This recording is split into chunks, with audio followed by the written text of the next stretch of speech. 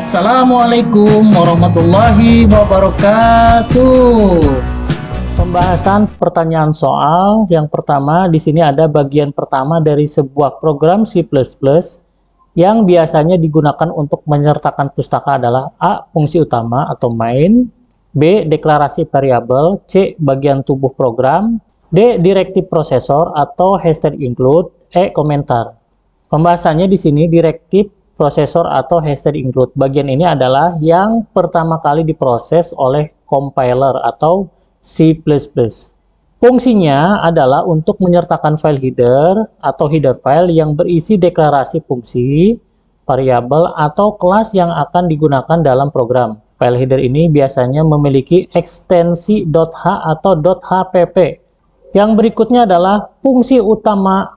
Fungsi main, buka kurung tutup kurung, dalam sebuah program C++ adalah A. Tempat deklarasi semua variabel, B. Tempat eksekusi program dimulai, C. Digunakan untuk melakukan input atau output, D. Hanya bisa ada satu dalam sebuah program, E. Semua jawaban benar. Jadi, fungsi utama main di sini adalah dalam sebuah program C++ memiliki peran yang sangat penting. Ini adalah titik awal di mana program akan mulai dieksekusi. Semua kode yang ingin Anda jalankan pertama kali harus ditempatkan di dalam fungsi main. Yang berikutnya adalah tipe data yang digunakan untuk menyimpan bilangan bulat adalah A. Float, B. Double, C. Chart, D. int, E. String. int di sini pembahasannya, tipe data ini secara khusus dirancang untuk menyimpan bilangan bulat atau angka tanpa koma. Ini adalah tipe data yang paling umum digunakan untuk mewakili bilangan bulat dalam program C++. Yang berikutnya adalah tipe data yang digunakan untuk menyimpan karakter tunggal adalah A. Bold, B. Chart, C. Short, D. Long, E. String. Chart, tipe data ini dirancang khusus untuk menyimpan satu karakter tunggal, seperti huruf A, B, C, angka 1, 2, 3, atau simbol, hashtag, dolar, persen, atau spasi kosong. Karakter ini biasanya diapit oleh tanda kutip tunggal. Yang berikutnya adalah aturan penulisan nama variabel yang benar adalah A. Diawali dengan angka, B. Mengandung spasi, C. Mulai dengan huruf atau garis bawah, D. Menggunakan kata kunci, E. Bebas ditulis. Aturan penulisan nama variabel dalam bahasa pemrograman termasuk C++ di dalamnya memiliki beberapa ketentuan agar kode program menjadi lebih mudah dibaca dan dipahami. Mulai dengan huruf atau garis bawah, ini adalah aturan yang benar. Nama variabel harus diawali dengan huruf besar atau kecil atau garis bawah. Misalnya di sini ada umur, koma, nama underscore lengkap, koma, nilai underscore akhir. Berikutnya adalah perbedaan antara variabel dan konstansa adalah A. Variabel nilainya dapat diubah, konstansa tidak. B. Variabel harus dideklarasikan, konstansa tidak. C. Variabel digunakan untuk menyimpan data sementara, konstansa untuk data permanen. D. Tidak ada perbedaan. E. Semua jawaban benar. Pembahasannya di sini adalah variabel nilai dapat diubah. Nilai yang disimpan dalam variabel dapat diubah-ubah selama program berjalan. Deklarasinya variabel harus dideklarasikan sebelum digunakan, yaitu menentukan nama dan tipe datanya. Contoh di sini ada int umur sama dengan 25. Di sini umur adalah variabel bertipe integer yang nilainya bisa diubah nanti dalam program. Maksudnya diubah angkanya atau nilainya ini bisa 25, 26, 27 dan seterusnya. Konstansa nilainya tetap. Nilai yang disimpan dalam konstansa tidak dapat diubah setelah diinisialisasi.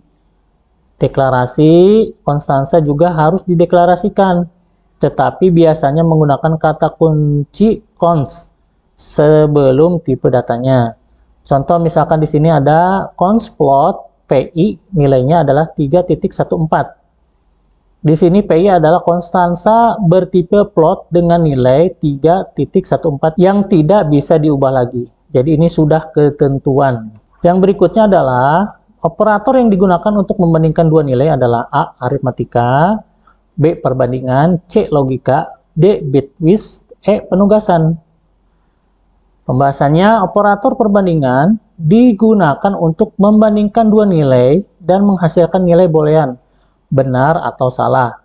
Hasil perbandingan ini sering digunakan dalam struktur kontrol seperti if and will untuk membuat keputusan dalam program. Berikutnya adalah operator logika N dalam C++ dilambangkan dengan A seperti ini, B seperti ini, C tanda seru, D sama dengan, E tanda seru sama dengan. Operator, ini simbolnya seperti ini, adalah alat yang sangat berguna untuk pemrograman C++ untuk membuat keputusan berdasarkan beberapa kondisi yang harus dipenuhi secara bersamaan. Yang berikutnya adalah pernyataan yang digunakan untuk membuat percabangan dalam program adalah A. For, B. Will, C. If else, D. Do will, E. With case. Pernyataan if else adalah konstruksi dasar dalam pemrograman yang memungkinkan program untuk membuat keputusan berdasarkan kondisi tertentu. Jika suatu kondisi terpenuhi, maka blok kode di dalam if akan dijalankan. Jika tidak, blok kode di dalam else atau jika ada akan dijalankan. Yang berikutnya, pernyataan yang digunakan untuk melakukan perulangan dengan jumlah yang sudah diketahui adalah A. Will, B. Do will, C. For, D. If else, E. With case. Pernyataan for sangat cocok digunakan ketika kita ingin melakukan perulangan dengan jumlah yang sudah diketahui sebelumnya. Struktur for memungkinkan kita untuk menentukan dengan jelas beberapa kali sebuah blok kode akan diulang. Efisiensi for dirancang khusus untuk perulangan dengan jumlah yang pasti, sehingga lebih efisien dibandingkan will atau do will dalam kasus ini. Kejelasan struktur for sangat jelas dan mudah dipahami, terutama untuk perulangan sederhana. Fleksibel, for dapat digunakan untuk berbagai jenis perulangan, baik dengan kenaikan atau penurunan nilai counter. Yang berikutnya, fungsi yang digunakan untuk menampilkan output ke layar adalah A. Cin, B. Cout, C. Scanf, D. Printf, E. GetChart. Cout adalah fungsi yang paling sering digunakan dalam bahasa C++ untuk menampilkan output ke layar atau konsol.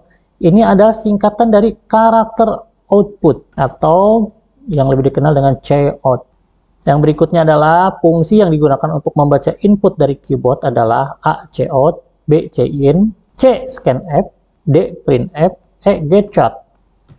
Cin adalah singkatan dari karakter input dan merupakan fungsi yang paling umum digunakan dalam bahasa C++ untuk membaca input yang dimasukkan pengguna melalui keyboard.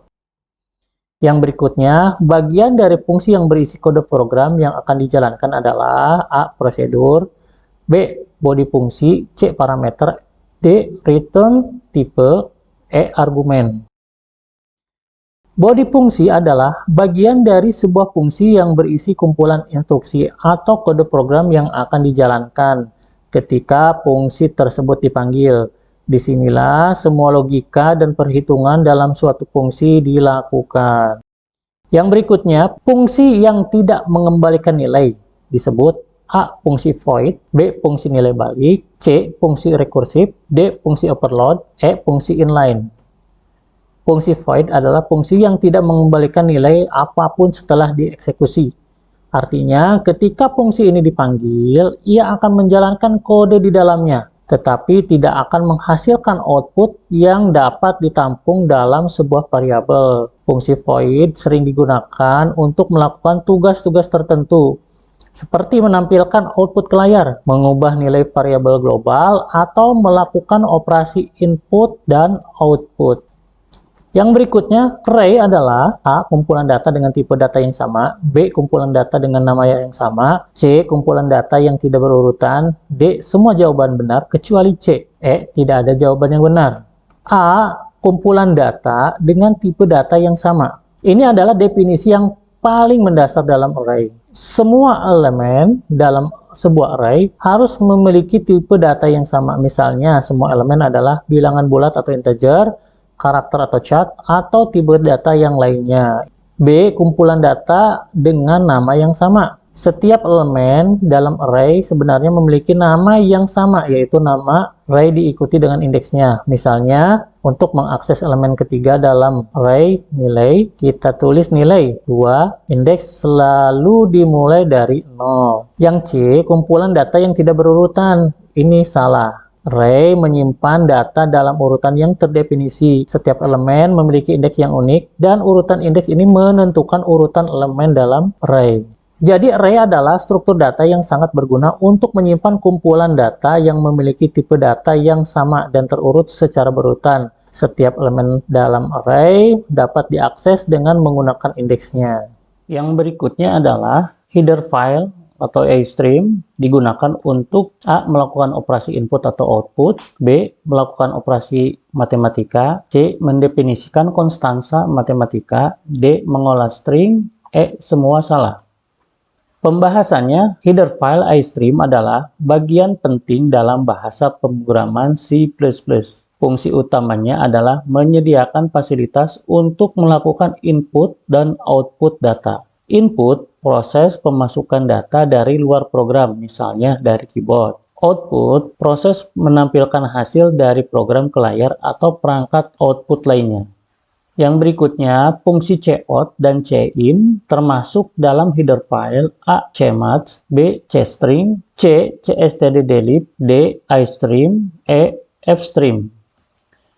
Pembahasannya, iStream adalah header file standar dalam C++ yang menyediakan fasilitas untuk input dan output data. Cout digunakan untuk menampilkan output ke layar konsol. Cin digunakan untuk menerima input dari pengguna, biasanya dari keyboard. Yang berikutnya, header file cmath menyediakan fungsi-fungsi untuk A. membaca dan menulis file, B.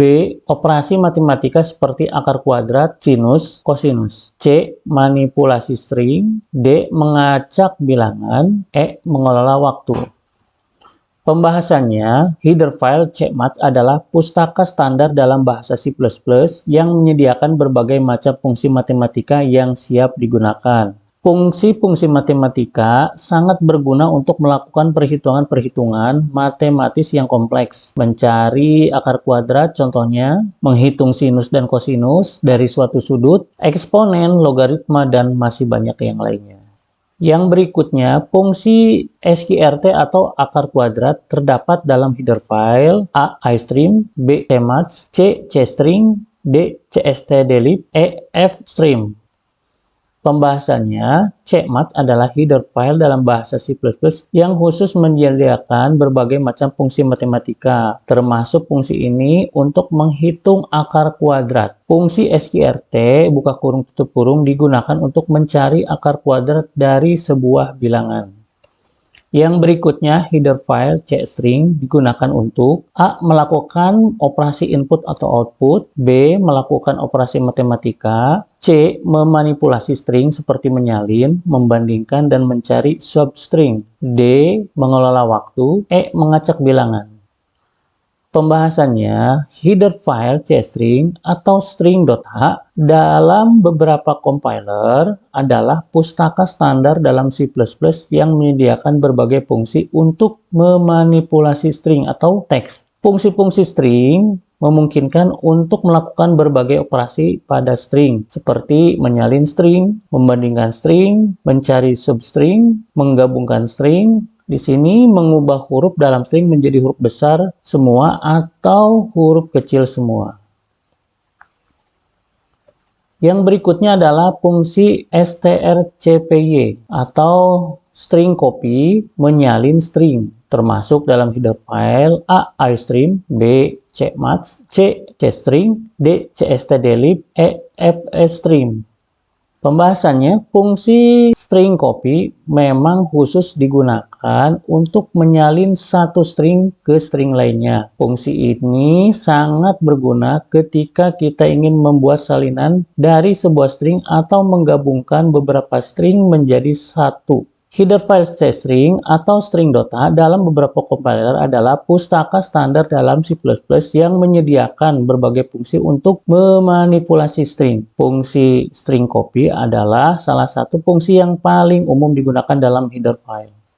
Yang berikutnya adalah header file cstdelib menyediakan fungsi-fungsi untuk A. Membaca dan menulis file, B. Melakukan operasi matematika, C. Memanipulasi string, D. Mengacak bilangan, mengkonversi tipe data, dan menjalankan program sistem, E. Mengelola waktu.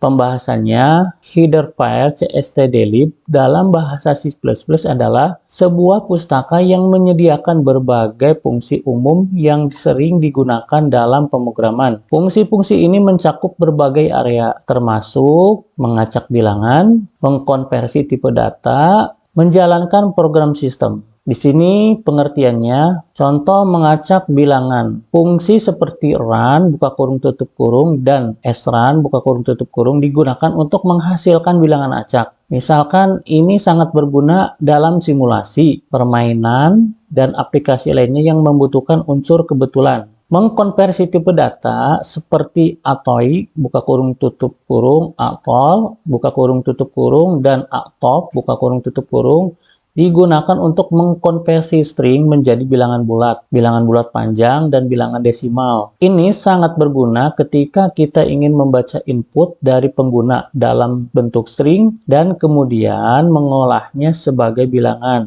Menjalankan program sistem seperti sistem buka kurung tutup kurung digunakan untuk menjalankan perintah sistem operasi dari dalam program C++. Ini memungkinkan untuk melakukan tugas-tugas seperti membuat direktori baru, menjalankan program lain, atau menjalankan perintah shell. Yang berikutnya adalah fungsi run, menghasilkan bilangan acak. Terdapat dalam header file A. istream, B. cmat, C. cstring, D. cstdelib, E. fstream. Pembahasannya, header file cstdelib adalah rumah bagi berbagai fungsi umum dalam bahasa C++, termasuk fungsi untuk memanipulasi bilangan, mengkonversi tipe data, dan juga menghasilkan bilangan acak. Yang berikutnya, header file fstream digunakan untuk A. Melakukan operasi input atau output pada konsol, B. Melakukan operasi matematika, C. Memanipulasi string, D. Mengacak bilangan, E. Membaca dan menulis data ke atau dari file. Pembahasannya, header file fstream adalah pustaka standar dalam C++ yang khusus dirancang untuk melakukan operasi input dan output pada file. Dengan menggunakan header ini, kita dapat membaca data dari file. Contohnya mengambil data yang tersimpan dalam sebuah file dan membawanya ke dalam program. Menulis data ke file, menyimpan data dari program ke dalam sebuah file. Yang berikutnya, fungsi fopen atau membuka file termasuk dalam header file A. istream, B. cmat, C. cstring, D. cstdelib, E. fstream. Pembahasannya, fungsi fopen, buka kurung tutup kurung, sebenarnya berasal dari bahasa C dan digunakan untuk membuka file. Namun, dalam bahasa C++, cara yang lebih modern dan disarankan untuk melakukan operasi file adalah dengan menggunakan header file fstream. Header ini menyediakan kelas-kelas seperti ifstream, opstream, dan fstream yang memungkinkan untuk membuka, membaca, dan menulis file dengan cara yang lebih terstruktur dan aman. Demikianlah, semoga bermanfaat. Terima kasih. Assalamualaikum warahmatullahi wabarakatuh.